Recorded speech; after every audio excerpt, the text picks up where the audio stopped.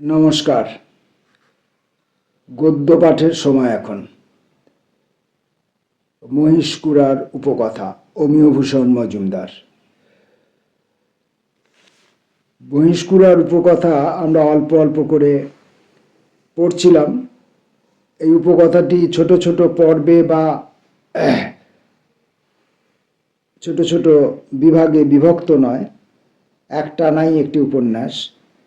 তো আমরা এই উপন্যাসটা থেকে অল্প অল্প করে কিছুটা করে অংশ পড়ছিলাম, এক একটি পর্ব সংখ্যার দ্বারা চিহ্নিত করে। এভাবে আমরা পড়ছিলাম। পড়াকালীন সময়ের মধ্যে একটা দীর্ঘ বিরতি ঘটে যায়। গতকাল থেকে আমরা আবার বাকি অংশটুকুর পাঠ পর্ব শুরু করেছি। আজকে আমরা কাল পঠিত অংশের পরবর্তী অংশ থেকে পড়া শুরু করব। মহিষকুড়ার উপকথা।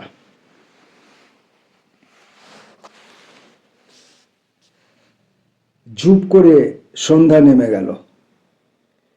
নিজের চিন্তায় সে এত দূরে চলে গিয়েছিল যে বাইরে মন দিতেই তার মনে হলো একটা কালো পাখি যেন তার মাথা ছুঁয়ে নেমে এলো দুই ডানা মেলে। কমরুনের সেই বুড়ি মোষটার দিকে যেমন শকুন নেমেছিল। সে চমকে উঠল, গা শিরশির করে উঠল। হাতের সেই তাগা চোখে পড়ল না। হাতের সেই তাগা চোখে পড়ল না। হাতড়িয়ে দেখলো আছে কিনা। সে যেন অন্ধকারের মধ্যে হেসে উঠবে নিজের এই ভয় লক্ষ্য করে। কিন্তু হঠাৎ তার একটা সন্দেহ হলো, ওরা কি সকলে ভুল বলছে? তেমন একটা ব্যাপার হয়নি সেই ঘাস বনে? তার কি মনে আছে কেন তেমন হয়েছিল? চাকররা সারাদিন কাজ করে, সন্ধ্যা লাগতে লাগতেই তাদের খেতে দেওয়ার নিয়ম। তারা খেয়ে যার যার বাড়ি যাবে। আজও কিছুক্ষণের মধ্যে ছমির এসে খেতে ডাকলো আশফাককে, কিন্তু সে নিজে এখানে খাবে না, খাবার নিয়ে বাড়ি যাবে। সে কথাটাই আবার মনে করিয়ে দিল। ছোট বিবি এবেলাতে খাবার ঘরের মালিক। কথা সে ছমিরদের কারো সঙ্গেই বলে না। আশফাক আর তার মতো যারা, তারা বারান্দায় উঠে বসতেই নুড়ি এসে ভাত দিয়ে যেতে লাগলো সানকি করে। তা চাকর রাখাল ধরে 7-8 জন হবে। ছোট বিবি কখনো সামনে আসে না এ সময়ে। নুড়ি তদবির করছে আজ। খাওয়া যখন মাঝামাঝি, হঠাৎ দমাদম পা ফেলে রসুই ঘরে এলো মেজ বিবি। তার পায়ের মল ঝমঝম করে বাজলো। ভারী শরীর, ভারী পায়ের চাল। তা আশফাকরা জানে, 2-20 বয়স হলো তার। তার ভাব দেখেই বোঝা যায় এবার কিছু হবে। চাকররাও ওর দিকে চেয়ে চোখ টিপল। মাঝে মাঝে যা হয়, ঘরের মধ্যে কথাগুলো চাপা গলায় হচ্ছে, কিন্তু অন্য দিনের মতো বাইরে থেকেও কানে যাচ্ছে। ছোট বিবির দিকে মেজ বিবি যদি তেমন করে ছুটে আসে, বুঝতে হবে ঝগড়া হবেই। এই ঝগড়ায় কেই বা দৃকপাত করে এখন? আশফাকের কিন্তু কানে গেল কথাগুলো। আর তখন তার অনুভব হলো সবই ঠিক আগের মতোই। মাঝখানে তার ওষুধ আনতে দেরি করে ফেলার ব্যাপারটা, আর তাও এর মধ্যে লোকে ভুলে যেতে শুরু করেছে। অন্তত এখন খেতে বসে সে বিষয়ে একটা কথাও কেউ বলছে না।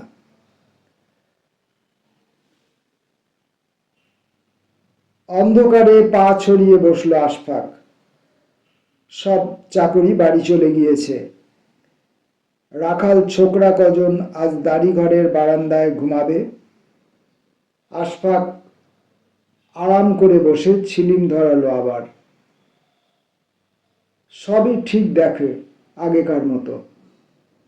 মাঝখানে হাকিম সাহেবের পাগলামি কি না মানুষের দুঃখ দেখতে এসেছে। জমি জিরাত হাজিরা নিয়ে কোনো অন্যায় নাকি থাকবে না, সব অন্যায় নাকি দূর করবে। যাক, এখন তো সব মিটে গেল।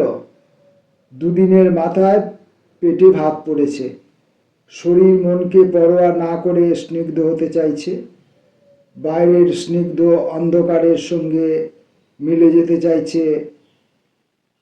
ছিলিম ঠেলে সে উঠে দাঁড়ালো, যেন রোজকার মতো এখন সে তার বড়দের ঘরে শুতে যাবে, যেন সে কৌতুক বোধও করতে পারবে। বিবিদের ঝগড়ার কথা মনে হলো, সে হাসলো মিটমিট করে।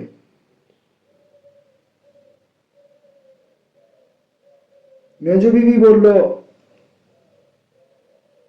নুরিক কনু পাত দাবাদার, এদিকে আনাজ কোটা খায়, মানসির তো ব্যথা বিষ হবার পায়। বাব্বা, এক আইত ঘরত নাই, তা তো এত গায়ে বিষ, সে বিষ তোমার? হয়তো হয়, নছিব করা লাগে। দিমাগ না দেখাইস নছিব, তাও যদি ক্ষমতা থাকিল হয়। ক্ষমতা না তো কি, কমরুনক লাগে কেনে? মুই আর বড় বিবি নাই তো পতিত থালং, তুই পতিত কেনে সোহাগী? আশফাক ভাবল, তা এটা এক মজাক দেখম। বড়দের ঘরে এসে সে দাঁড়ালো আগরের পাশে, আর একটু ঠান্ডা হাওয়া গায়ে লাগলো হয়। সে ভাবল, এটা বেশ মজার ব্যাপার যে বড় বিবি, মেজ বিবি, ছোট বিবি সবাই নিঃসন্তান। বড় বিবি এসেছে 30-35 বছর আগে, আর ছোট বিবিরও বছর 10 হলো আসা হয়েছে। এর মধ্যে 3 বিবির কারোর সন্তান হয়নি। কমরুল বিবি নিকার 8-9 মাসের মধ্যে সন্তান দিয়েছে ব্যাপারীকে। ব্যাপারীর গুণ বোধহয় 7 সাল আগে মুন্নাফ, কিন্তু তারপরে কমরুনও দ্বিতীয় সন্তান দেয়নি ব্যাপারীকে।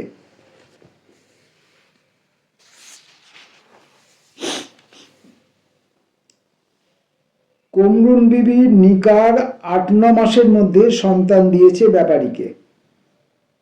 বাড়ির গুণ বোধহয় 7 সাল আগে মুন্নাফ, কিন্তু তারপরে কমরুনও দ্বিতীয় সন্তান দেয়নি ব্যাপারীকে। ব্যাপারী মানে জাফরুল্লাহ।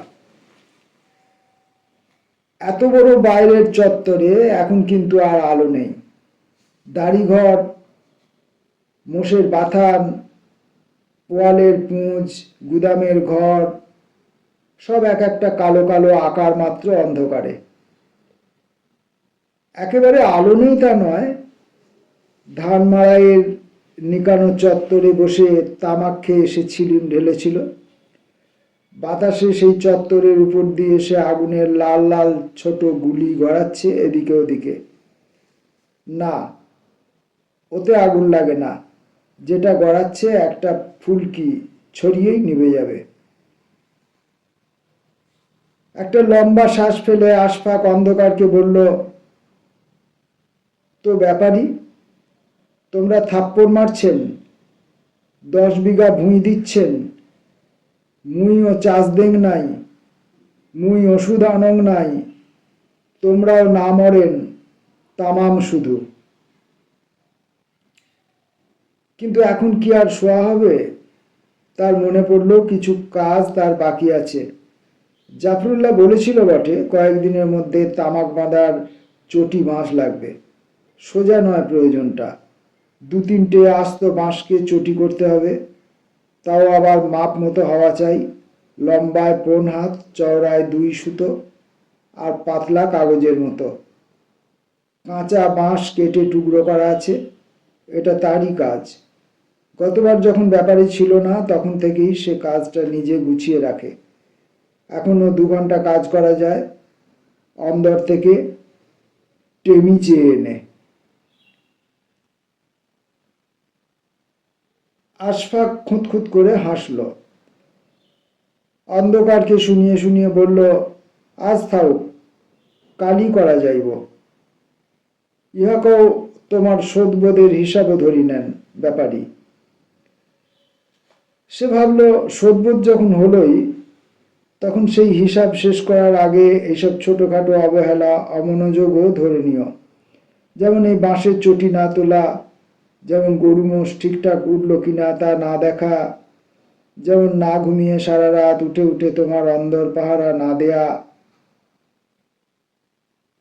কোনো কোনো রাতে ঘুম সহজ যে হয় না, যেমন ধরো অন্ধকারকে অন্ধকার মাত্র মনে না হয়ে যখন অন্য কিছু মনে হতে থাকে। আশফাক স্থির করলো একটা কাজ তাকে করতেই হবে। গোটা দুয়েক মশাল তৈরি করে রাখা দরকার। যদি কোনো বিপদ হয় রাতে, আর যদি সে সাড়া দেয়ই, তাহলে মশাল ছাড়া চলবে না। বাঁশের আগাল, কাটারি, পাট এই ঘরেই আছে। তেল আর দেশলাই জোগাড় করতে হবে। একটা টেমি না হলে কি করা যাবে? টেমি মানে ছোট আলো, লণ্ঠন, লম্ফ জাতীয় জিনিস। উঠে দাঁড়িয়ে সে অন্দরের দিকে গেল। বড় বিবির ঘরেই থাকে তেল, কিন্তু ভেতর থেকে খুব মৃদু ফুর্তির শব্দ পাওয়া গেলেও ঘরের দরজা বন্ধ। ওদিকের ঘরটায় আলোর ইশারা। মেজ বিবির গলার সাড়া পাওয়া গেল। কে? কায়? আশফাক। কি চাও? না, একটা টেমি। ছোট বিবির দুয়ারত দেখো। ছোট বিবির দুয়ারে টেমি পাওয়া গিয়েছিল, কিন্তু লজ্জাও পেতে হলো। মেজ বিবির ঘরের জানলা খোলা ছিল, আর সেই খোলা জানালা দিয়ে সে মেজ বিবির বিছানায় নুড়ি ঝিকেও দেখতে পেল। নুড়ি হয়তো মেয়ে মানুষই, যদিও তাকে এখনো আরো বেশি মাদি মোষের মতো মনে হচ্ছে। মেজ বিবির হয়তো সারা গায়ে বিষ, কিন্তু আব্রু থাকা দরকার। ছোট বিবির ঘরে আলোটা জোরদার ছিল। কায়? আশফাক। রইস। ফিসফিস করে এই বলে ছোট বিবি উঠে এসে দরজা খুলল, আর চোখে ধাঁধা লাগলো আশফাকের। ছোট বিবি গলা নামিয়ে বলল, বৈশেখ, তোর গল্প শোনম। যে? ঠিক করি ক, পরি ধরছিল তোক?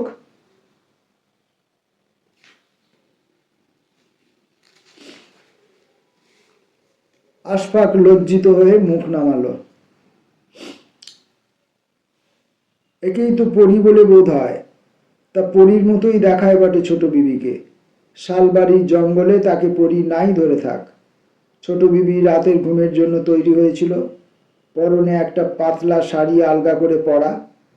জলে ভিজলে যেমন হতে পারে, কোথাও কোথাও গায়ের রং আর বাঁক চোখে পড়ছে। চোখের কি জেল্লা! নাক ফুল আর কান ফুলের কাজগুলোর চাইতে সুরমার টানের মধ্যে বসানো চোখের মণি দুটো বেশি ঝকঝকে। এই সময়েই মেজ বিবির জানালায় চোখ পড়েছিল আবার আশফাকের, আর তা লক্ষ্য করে ছোট বিবি অদ্ভুত এক স্বরে বলেছিল, ওর গায়ে তো বিষ ধরে, উদিক না দেখিস। তারপর সে আরো অদ্ভুতভাবে গলা নামিয়ে এনে বলল, আইশেক, খানিক গল্প করম। আশফাকের মনে হলো এরকম নামিয়ে আনা স্বর যেন কোথাও সে শুনেছে। সে বলল, তেল, টেমি আর শালাই লাগে। ছোট বিবি কান পেতে শুনল। সে যেন আশফাকের এই অদ্ভুত প্রয়োজনের কথা শুনেই জোরে জোরে হাসলো, আর সেই হাসিতে নিজেকে সামলে নিল। সে গলা তুলে বলল, রইস, দেন। তেল, টেমি, দেশলাই এনে দিল ছোট বিবি। আশফাক নিজের ঘরের দিকে ফিরতে ফিরতে দেখলো ছোট বিবি দরজার পাল্লায় হাত রেখে দাঁড়িয়ে কিছু ভাবছে। গা শিরশির করে উঠল তার। বনের মধ্যে ভুলুয়া ধরলে এমন কাউকে দেখে নাকি কেউ কেউ? আর তখন তার দিকে না এগিয়ে উপায় থাকে না। সে পথই হোক আর বিপথই হোক। কিন্তু রসুই ঘরের ঝগড়াটাও মনে হলো তার। 10 সাল হয় এই রূপসী ছোট বিবি জাফরুল্লাহর ঘরে, অথচ এই 25-26 বছরে এসেও সে এখনো পতিত, ছাওয়া পোয়া কিছুই হয়নি। হয়তো সেই কষ্টে ঘুম হয় না।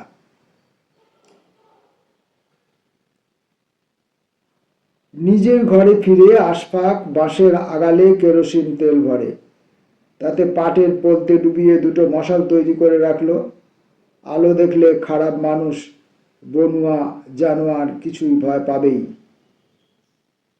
শেষ মশালটা তৈরি করতে করতে তার মনে হলো 3 বিবির খবর পেলাম, কিন্তু কমরুনকে দেখা গেল না। সে তো সত্যই ব্যাপারীর সঙ্গে যায়নি। টেবিটায় তেল নেই, মিটমিট করছে। রাত্রির অন্ধকারটাও গভীর হয়ে আসছে। বাঁশের চটি তুলতে তুলতে অন্ধকারের দিকে আসছিল আশফাক। চারদিক সুমসাম হয়ে গিয়েছে। মাঝে মাঝে বলদদের নিঃশ্বাসের শব্দ কানে আসছে, আর নিজের হাতের কাটারি বাঁশের উপরে যে মৃদু শব্দ করছে। তখনও কিন্তু এমনই সুমসাম হয়ে যেত এই খামার বাড়ি। শুধু ব্যাপারী এবার তাকে দেখাশোনা করতে বলে যায়নি। তা হোক, কেমন একটা আলসেমি লাগছে। এবার সে শুতে যাবে, এই টুকরোটা শেষ হলেই হয়। হঠাৎ সে থামল, আর টেমির মিটমিটে আলোতে নিজেকে দেখে অবাক হয়ে গেল। দেখো কাণ্ড! সে না বলেছিল এসব কাজ না করে কালকের জন্য ফেলে রাখবে? বাঁশ আর কাটারি সরিয়ে রাখলো সে, উঠে দাঁড়ালো। অন্ধকারের দিকে তাকিয়ে কি যেন লক্ষ্য করলো। চিবুকে হাত রাখলো। কি যেন একটা মনে আসছে, ঠিক ধরতে পারছে না কি সেটা। সেবারও অন্দর বাড়ি এমন সুমসাম হয়ে যেত, আর সারা রাতে প্রহরে প্রহরে উঠে সে অন্দরের বন্ধ দরজার সামনে সামনে ঘুরে তদ্বির তদারক করত। এবারেও তা সে করেছে একবার, কিন্তু কমরুন বিবিকে আজ রাতে সে দেখেনি। খবর নেওয়া দরকার। ওরা যেমন বেহিসাবি, বিবিরা দরজা টরজা ঠিকঠাক দিল কিনা তা দেখবার জন্য অন্দরের দিকে পা বাড়ালো আশফাক। কিছুক্ষণ আগে হঠাৎ যেমন একটা আলসেমি লেগেছিল, কাজ করতে করতে তেমন কিছু অনুভব করলো সে আবার। তারপর গা শিরশির করতে শুরু করলো, গলার কাছে কি একটা দলার মতো ঠেলে উঠল। আবার তার মনে পড়ল সেবারও এমন নিঃসঙ্গ ছিল ব্যাপারীর বাড়ি। সে অন্দরের দিকে একটু তাড়াতাড়ি হেঁটে গেল। সে অনুভব করল, দেখো, এই ব্যাপারটাও সে আগে বুঝতে পারেনি, অন্য সব ব্যাপারের মতোই। ভাবো তো, কতদিন দেখা হয় না কমরুনের সঙ্গে। সেবারের সেই সাঁকোর কাছে কথা হওয়ার পর আর কথাও হয়নি। অন্য বিবিদের তদারক না করে সে সোজা কমরুনের ঘরের কাছে গিয়ে দাঁড়ালো। তখন তার রক্ত ছলাৎ ছলাৎ করে গলায় ধাক্কা মারছে। কমরুন, কমরুন, ঘুমাও, ওঠো, ফিসফিস করলো আশফাক। কমরুন তখনও ঘুমায়নি, ঘরের মেঝেতে পাটি পেতে বসে কি একটা সেলাই করছে। ডাক শুনে কমরুন সেলাই নামালো হাত থেকে, উঠে এলো জানালার কাছে। কাঁয়! সর্বনাশ! আশফাক! কমরুনের মুখ একেবারে রক্তহীন হয়ে গেল। সে ফিসফিস করে বলল, ব্যাপারী ঘরত নাই, জানং, রাইত নিশুতি, জানং। তো কমরুন যেন হাঁপাচ্ছে, আর তারই দমকে তার মুখে একবার রক্ত আসছে, আবার সরে যাচ্ছে। যন্ত্রচালিতের মতো কমরুন দরজা খুলে দিল। তারপর সে কয়েক পা পিছিয়ে ভয় ভয় মুখে ঘরের কোণে ঘেঁষে দাঁড়ালো। আশফাক! কমরুন কি বলবে খুঁজে পেল না। আশফাক বলল, কুমর, কি খুবসুরত তোক দেখায়। কমরুন বলল, রাইখ খাস না আশফাক, মুই খানিক ভাবি নেং। তুই কেনে আসলু আশফাক, কেনে আসলু? তোক ঠিকে ভুলুয়া ধরেছে। কথাগুলো বলতে বলতে থরথর করে কেঁপে উঠল কমরুন। আশফাক কমরুনের দিকে চেয়ে রইল। হলদে সাদায় ডুরি একটা খাটো শাড়ি পরনে তার, গলায় একেবারে নতুন একটা রূপোর চিখার কমানো লণ্ঠনের মৃদু আলোয় ঝকঝক করছে। কমরুন যেখানে গিয়ে দাঁড়িয়েছে তার কাছে তার সুদৃশ্য বিছানা, মশারিটা তোলা, সাদা ধবধবে বিছানায় দু একটা মাত্র কোঁচকানো দাগ। আর কমরুনের 1 উপর 10 পার হওয়া কিছু ভারী, মুখকে আলো করে নীল কাচের নাকফুল, ওটা সোনা না হয়ে যায় না। কেন কমরুন? কি আশফাক? আশফাক কথা খুঁজে পেল না। কমরুল বলল, কেন আসলো আশফাক এই রাইতত?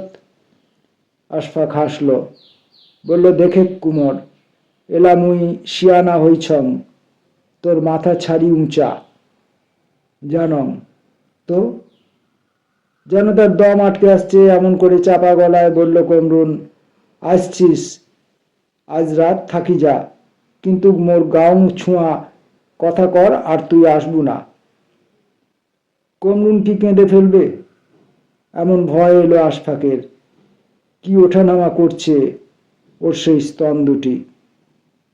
হঠাৎ আশফাক বলে বসল, ঠিকে মুই যাং, তুই কেমন আছর কুমোর তাই দেখির বাদে আসছং। তুই রাগ না করিস আশফাক, রাগ না খাইস। না, রাগ কি? দরজার কাছে ফিরে গেল আশফাক। কমরুন এগিয়ে এলো দরজার কাছে।